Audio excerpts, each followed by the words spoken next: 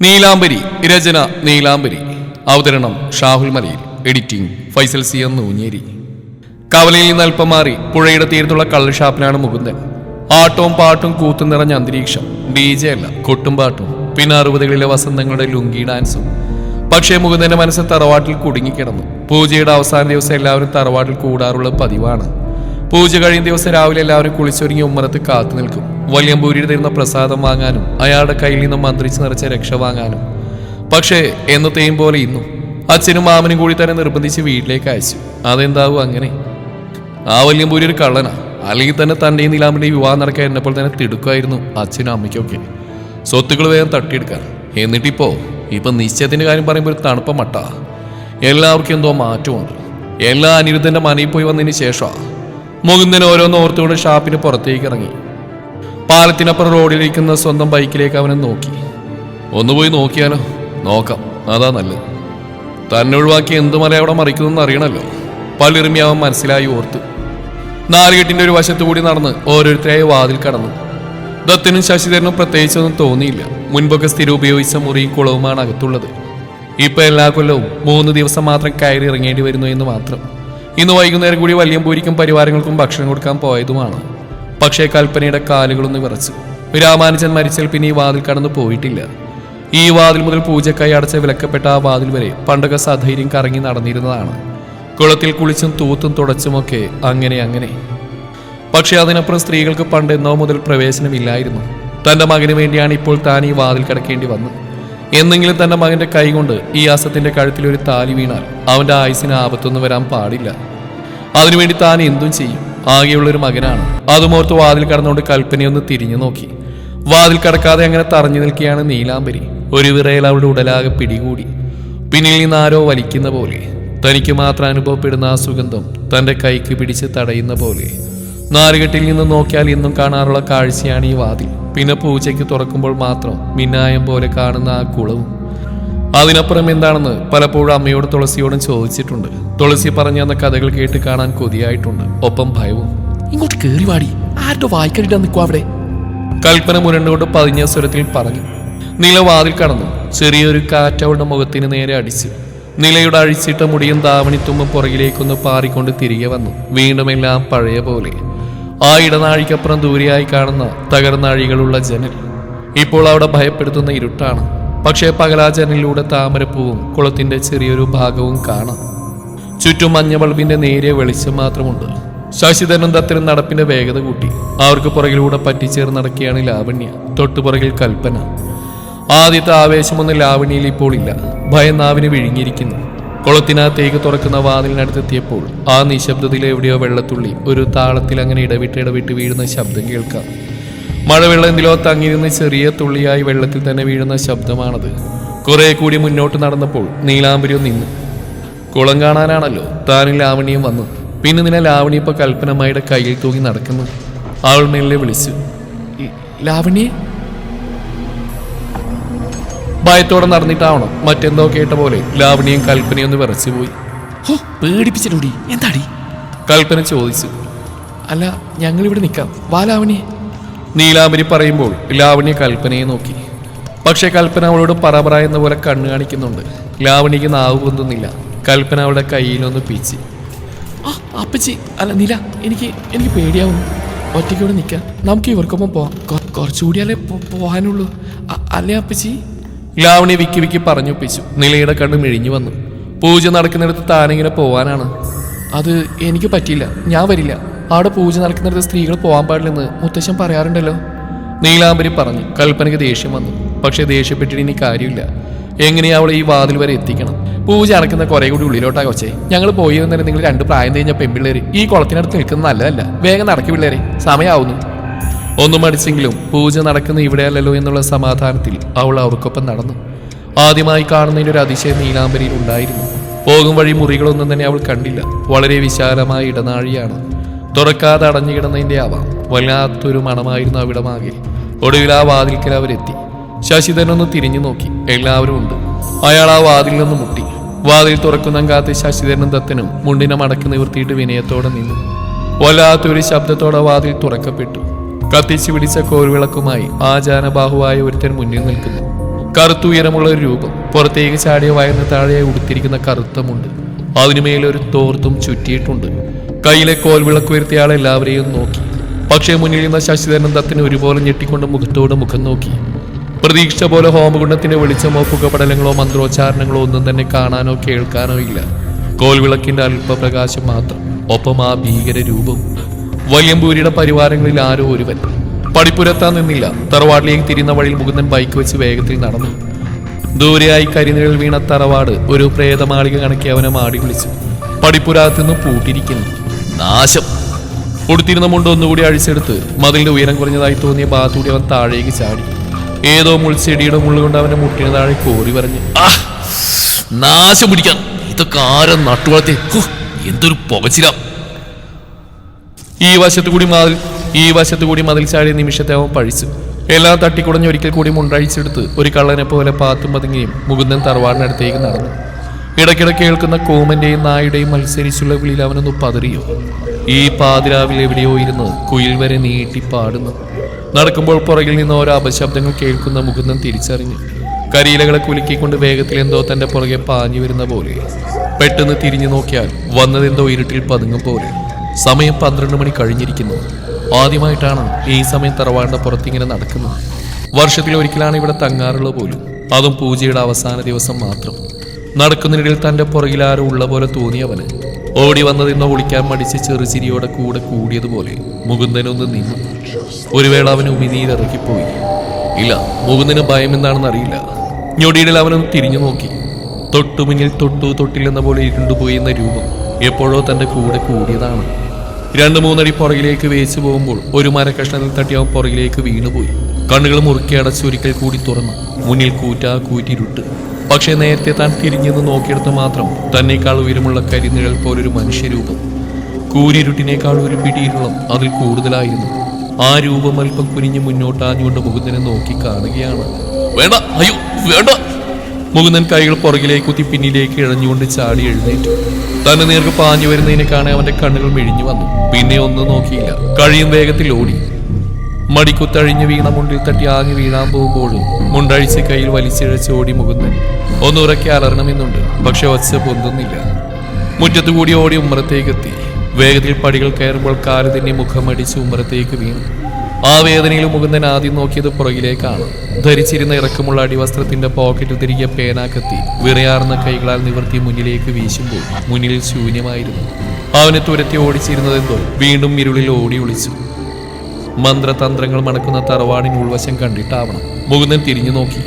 തുറന്നു കിടക്കുന്ന തറവാടിന്റെ ഇരുപാളി വാതിൽ പിടഞ്ഞെഴുന്നേറ്റ് അകത്തേക്ക് കയറിയവൻ. കയ്യിൽ പിടിച്ച മുണ്ട് വാരി ചുറ്റും പോലെ ഉടുത്തു അവൻ.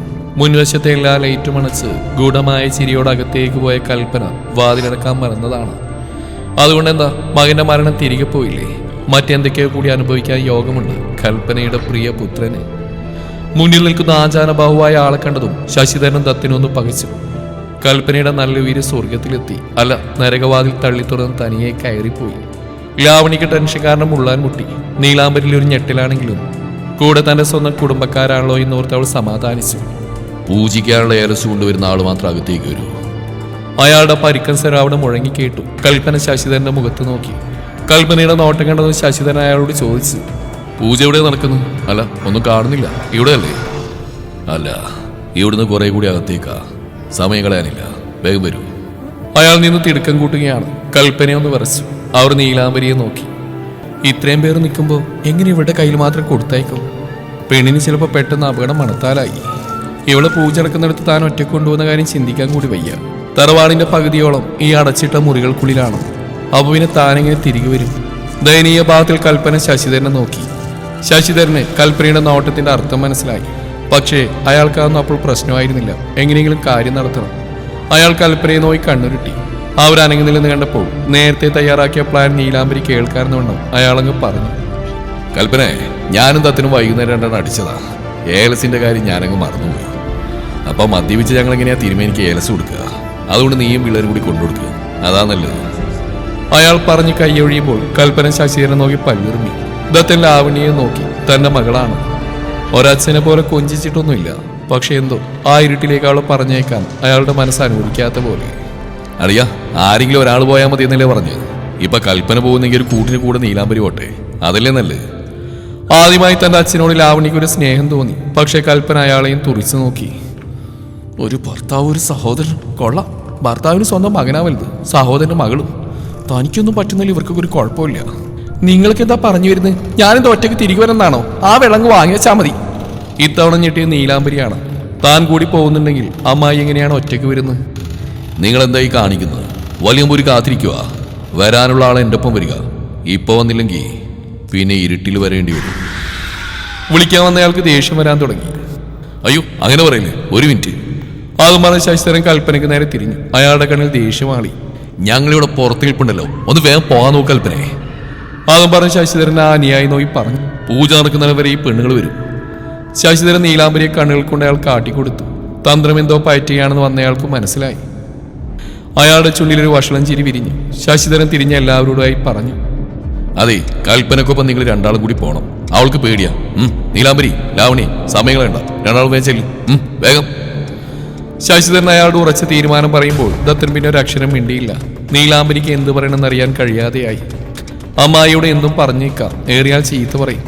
പക്ഷേ ശശിധരൻ മാമയുടെ എതിർത്തൊന്നും പറയാൻ കഴിയില്ല. ഒന്ന് പറഞ്ഞ് രണ്ടാമത്തിന് തല്ലുകയാണ് ഉണ്ടാവുക. ഈ അവസ്ഥയിൽ തല്ലുകൊള്ളാൻ വയ്യ. ഏതായാലും പൂജ നടക്കുന്നിടത്തേക്ക് പോവേണ്ടി വരില്ലല്ലോ. ചുമ്മാ കൂടെ പോകുന്നതിനിപ്പോൾ എന്താ? കുറെ കാലമായിട്ട് ആഗ്രഹിക്കുന്ന ഈ അടഞ്ഞു കിടക്കുന്ന ഇടങ്ങളൊക്കെ ഒന്ന് കാണണമെന്ന്. താൻ ഒറ്റക്കല്ലല്ലോ, ലാവണിയും അമ്മായും കൂടെ ഉണ്ടല്ലോ.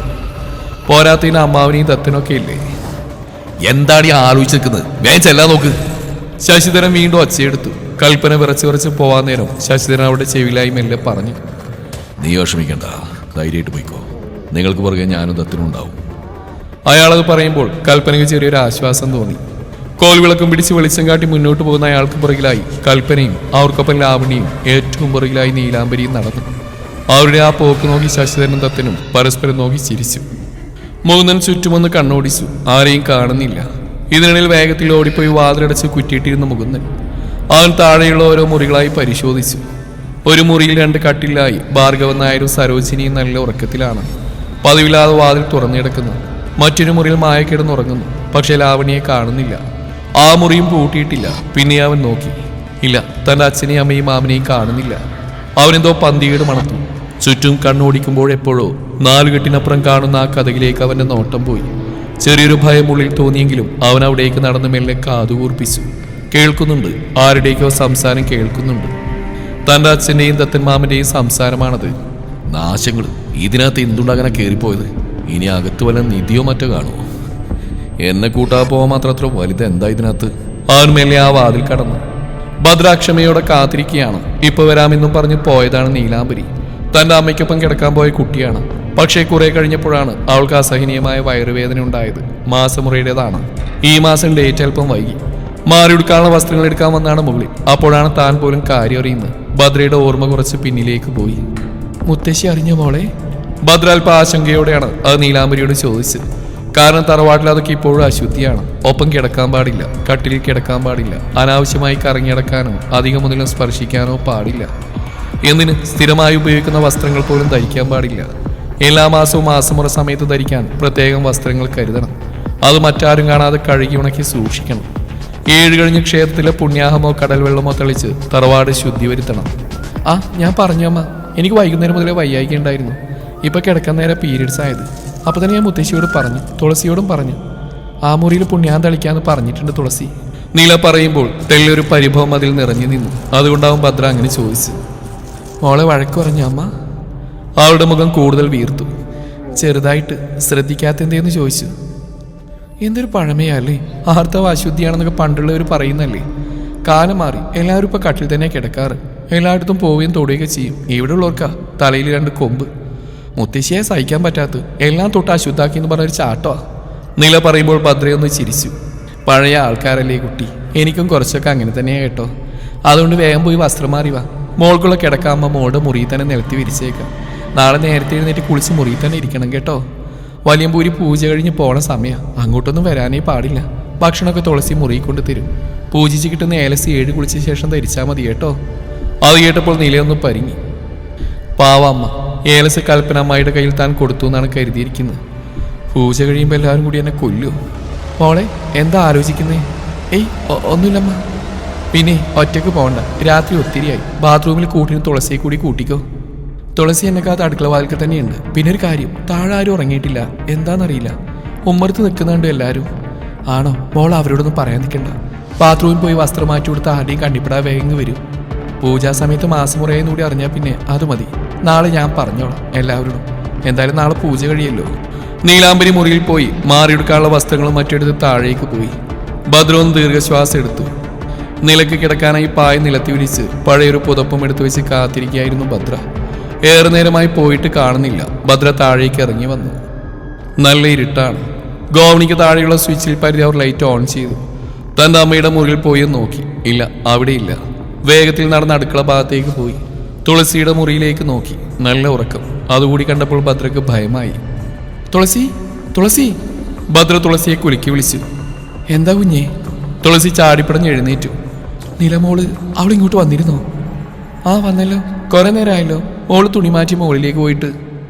തുളസി പറയുമ്പോൾ ഭദ്രയാകെ പകച്ചു. അയ്യോ, അവൾ മുകളിലില്ല തുളസി. ഞാൻ താഴേക്ക് നോക്കുകയും ചെയ്തു. താഴെയില്ല, വാതിലൊക്കെ പൂട്ടിയിട്ടിരിക്കുക. അപ്പോൾ എനിക്ക് പേടിയാവും തുളസി. മുകുന്ദൻ, അയ്യോ അവനെങ്ങാനും. ഇല്ല കുഞ്ഞെ, ആ ചെക്കൻ തിരികെ പോയി. ശശിധരൻ ആ ദത്തിനെ ഏതാണ്ടൊക്കെ പറഞ്ഞു ഉന്തിത്തള്ളി വിടുന്നുണ്ട്. അപ്പം തന്നെ ഞാൻ പോയി കിടന്നുറങ്ങി. പൂജ നടക്കുന്നിടത്ത് എന്തൊക്കെയോ തട്ടലും മുട്ടലൊക്കെ കേട്ടിരുന്നു. അയ്യോ, ഇനി ആ വാതില് അത് തുറന്നെടുക്കുന്നാണ്ട് ഇനി അതിനുള്ളിലേക്ക് അങ്ങനെ പോയി കാണും കുഞ്ഞെ. ആ താമരക്കുളം കാണാൻ പണ്ട് നിലമോൾ ഒളിഞ്ഞും തെളിഞ്ഞും പോവാറുണ്ട്. എൻ്റെ ഭഗവതി, എൻ്റെ കുട്ടി! അതും പറഞ്ഞ് ഭദ്ര അവിടേക്ക് ഓടി. കുഞ്ഞെ, ഒറ്റയ്ക്ക് അതിനകത്തേക്ക് പോരുതേ. ഞാൻ കുഞ്ഞിൻ്റെ അച്ഛനെ വിളിച്ചിട്ട് വരാം. തുളസി പോയി ഭാർഗവൻ നായരോട് കാര്യം പറഞ്ഞു. അയാൾക്ക് നെഞ്ചിലൊരു അടിയേറ്റ പോലെയാണ് തോന്നിയത്. സരോജിനി എഴുന്നേറ്റ് നെഞ്ചത്ത് കൈവച്ച് വിതുമ്പി. ഇനി എന്തൊക്കെ കാണണം എൻ്റെ നാഗദൈവങ്ങളെ. എൻ്റെ കുട്ടിയെ നീ കാത്തോളണേ. ഭദ്രയ്ക്ക് പിന്നാലെ ഭാർഗവൻ നായരും പോയി. പോകുമ്പോൾ അയാൾ ശശിധരന്റെ മുറിയിലും നോക്കി. ആ വാതിൽ തുറന്നു കിടന്നിരുന്നു. അവിടെ കൽപ്പനയോ ശശിധരനോ ഇല്ലെന്ന് കണ്ടപ്പോൾ ഭാർഗവൻ നായർ പണ്ടെന്നുണ്ടായ രാത്രിയെക്കുറിച്ച് ഓർത്തുപോയി. തുളസി ആദിയോടെ സരോജിനിക്ക് കാവലിരുന്നു. ഭദ്ര നോക്കുമ്പോൾ കുളപ്പടവിലേക്ക് തുറക്കുന്ന വാതിൽ അടഞ്ഞു തന്നെ കിടക്കുന്നു. ഇവിടെ ഇല്ലല്ലോ. അയ്യോ, എൻ്റെ കുട്ടി എവിടെയാ? അപ്പോഴേക്കും ഭാർഗവൻ നായർ അവിടേക്ക് വന്നു. അവർ എന്ത് ചെയ്യണമെന്നറിയാതാകെ കുഴങ്ങി നിന്നു. ശശിധരനെയും ദത്തന്റെയും സംസാരം കേട്ടിടത്തേക്ക് മുകുന്ദൻ വേഗത്തിൽ നടന്നു. കുളവും ഇടനാഴിയും താണ്ടി അവൻ ആ വാതിൽ കണ്ടു. വാതിൽ മുമ്പിൽ ശശിധരനും ദത്തനും നിൽക്കുന്നു. എന്തിനോ വേണ്ടിയുള്ള പുറപ്പാടിലാണ് ഇരുവരുമെന്ന് മുകുന്ദന് മനസ്സിലായി. ഇരുട്ട് പറ്റിയ തൂണിന്റെ മറവ് നോക്കി മുകുന്ദൻ പാർത്തിരുന്നു. അവരുടെ നീക്കം അറിയാനെന്ന വണ്ണം. തൊട്ടുമുന്നേ അവനിലുണ്ടായ ഭീതി മാറി ഇപ്പോൾ തികഞ്ഞ ജിജ്ഞാസയാണ്. പക്ഷേ തന്റെ അമ്മയിൽ ലാവണി എവിടെയെന്നുള്ള ചോദ്യം മുകുന്ദനിൽ ബാക്കിയായി. ദത്ത, നീ വന്നേ, നമുക്ക് അവരുടെ പുറകെ പോവാം. അവരിപ്പോ കുറെ മുന്നോട്ട് പോയിട്ടുണ്ടാവും. അതുകൊണ്ട് നമ്മൾ പുറകെ പോയാലും അയാളത് കാണില്ല. ശശിധര അകത്തേക്ക് പോകാൻ തിടുക്കം കാട്ടുന്നുണ്ട്. ദത്തിന് ദേഷ്യമാണ് വന്ന്. ആടിയൻ എന്താ ഈ പറയുന്നേ? അതൊന്നും ശരിയാവില്ല. നമ്മളെങ്ങനെ പോകുന്നാ? അകത്തോട്ട് നോക്കിക്കേ, എന്തൊരു ഇരുട്ടാ. എനിക്കെങ്ങും വയ്യ. ഈ ഇരുട്ടത്തൂടി നടന്ന പോലെ പാമ്പടി കൊണ്ട് ചാവാൻ. ആ വന്നയാൾ പോലെ ഏതാണ്ട് തിരിയിട്ട വിളക്കം കൊണ്ടല്ലേ വന്ന്. ദത്തിന്റെ ഒഴിഞ്ഞു മാറ്റം ശശിധരനെ അതിശയിപ്പിച്ചു. എടാ, നിന്റെ പെങ്ങളും മോളല്ലേടാ അകത്തോട്ട് പോയത്. ഇത്രയും കാലമായിട്ട് ഞാൻ പോലും ഈ വാതിൽ കിടന്ന് അധിക ദൂരം പോയിട്ടില്ല. പണ്ടെങ്ങാണ്ട് 1-2 തവണ പോയതാ. ആ ദിവസങ്ങൾ നിനക്ക് ഓർമ്മയാണല്ലോ. അപ്പോഴാ 2 പെണ്ണുങ്ങൾ. അതും തിരികെ വരുമ്പോൾ വെളിച്ചം പോലും ഉണ്ടാവില്ല. നീ ഇത്രക്ക് ദുഷ്ടനാവരുത് കേട്ടോ. ഓ, നിങ്ങളപ്പോ വലിയ പുണ്യാളൻ. പെങ്ങളും മോള് പോലും. അവളുമാര് കൂടെ കൊണ്ടുപോയത് ആരെയാ? അളിയന്റെ പെങ്ങളുടെ മോൾ തന്നെയല്ലേ? അവളെ താലപ്പൊലി എടുപ്പിക്കാനാണോ കൊണ്ടുപോയത്? എന്നിട്ടിപ്പോ ഞാൻ ദുഷ്ടൻ അല്ലേ? ദത്തൻ പറയുന്ന കേട്ട് മുകുന്ദനെന്ന് ഞെട്ടി. ദത്തമാമന്റെ പെങ്ങളും മോളെന്ന് പറയുമ്പോ അമ്മയിൽ ലാവണിയും, അച്ഛന്റെ പെങ്ങളുടെ മോളെന്ന് പറയുമ്പോ നീലാംബരി. ഇവര് 3 പേര് എന്തിനാ ഇപ്പൊ ഇതിനകത്തേക്ക് പോയത്? അലി തന്നെ പെണ്ണുങ്ങൾ ഇതിനകത്ത് കയറിക്കൂടെന്നല്ല പണ്ട് മുതലേ പറയാറ്. മുകുന്ദന്റെ മനസ്സിൽ പലവിധ ചിന്തകളുണ്ടായി. ദത്തൻ വീണ്ടും പറഞ്ഞു തുടങ്ങി. എന്താ അളിയാ, നാവിറങ്ങിപ്പോയോ? നിങ്ങളുടെ പെങ്ങളുടെ മോളെ അനിരുദ്ധന് കൂട്ടിക്കൊടുക്കാനല്ലേ എന്റെ പെങ്ങളും എന്റെ മോളും പോയത്?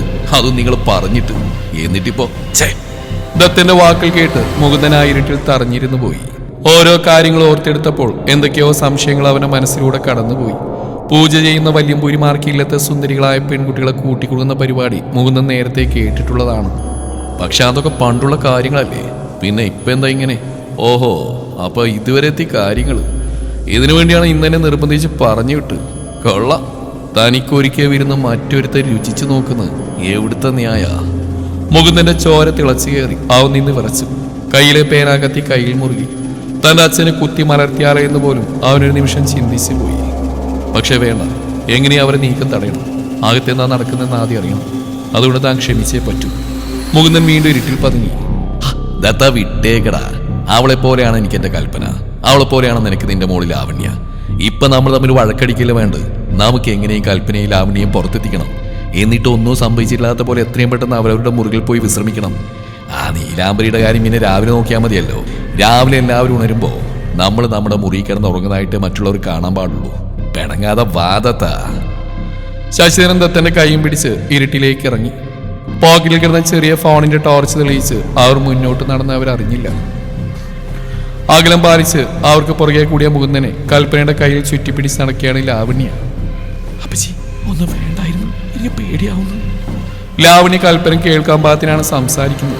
വീണ്ടാണ് നടക്കു വച്ചേ. എന്റെ ശരീരം നീ നോക്കണ്ട, എനിക്ക് പേടി തന്നെയാ. പേടിച്ചു മനുഷ്യന്റെ ഉയിര് പറഞ്ഞു. വിറച്ചുകൊണ്ടാണ് കൽപ്പന പറയുന്നത്. തൊട്ടുപിറകിൽ തികഞ്ഞ അന്താളിപ്പിലാണ് നീലാംബരി നടന്നത്. അവളുടെ മനസ്സിലൂടെ തുളസി പറഞ്ഞ കഥകളെല്ലാം കടന്നുപോയിക്കൊണ്ടിരുന്നു. ആ വരിയുടെ നാഴിയിൽ ഇരുവശങ്ങളിൽ അവിടെവിടെയായി മുറികളാണ്. പൂട്ടിക്കിടക്കുന്ന ഓരോ വാതിലുകളുടെ മുന്നിലൂടെ കോൽവിളക്കിന്റെ വെളിച്ചം കടന്നു പോകുമ്പോഴും നീലാംബരിയുടെ കണ്ണുകൾ താഴുകൾ കെട്ടിയ മന്ത്രച്ചരടുകളിലേക്ക് നീണ്ടു. അകത്തുള്ളയാൾക്ക് പുറത്തു വരാൻ പറ്റാത്ത ബന്ധനം. ആ കാഴ്ചകൾ കൽപ്പനയും ലാവണ്യയും ഭയത്തിന്റെ കൊടുമുടിയിൽ എത്തിച്ചിരുന്നു. കാരണം അവരുടെ കാഴ്ചപ്പാടിൽ ആ മുറികളിലൊക്കെയും പണ്ട് ദുർമരണപ്പെട്ടു പോയവരുടെ ആത്മാക്കളെ തളച്ചിട്ടിരിക്കുകയാണ്. തങ്ങൾ ഇരുട്ടിലൂടെ പോകുന്നവർ കാണുന്നുണ്ടാവും. പക്ഷെ നീലാംബരിയിൽ എന്തെന്നറിയാത്തൊരു വിഷാദം നിറഞ്ഞു. ആരുടെയൊക്കെയോ കണ്ണുനീർ വീണുണങ്ങിയ മുറികളായിരിക്കണം ഇതൊക്കെയും. ആരുടെയൊക്കെയോ സ്വപ്നങ്ങൾക്കും പ്രണയങ്ങൾക്കും സങ്കടങ്ങൾക്കുമൊക്കെ ഈ മുറികൾ സാക്ഷ്യം വഹിച്ചിട്ടുണ്ടാവാം. തുടരും ഈ കഥയുടെ ബാക്കി ഭാഗം നാളെ ഇതേ സമയം.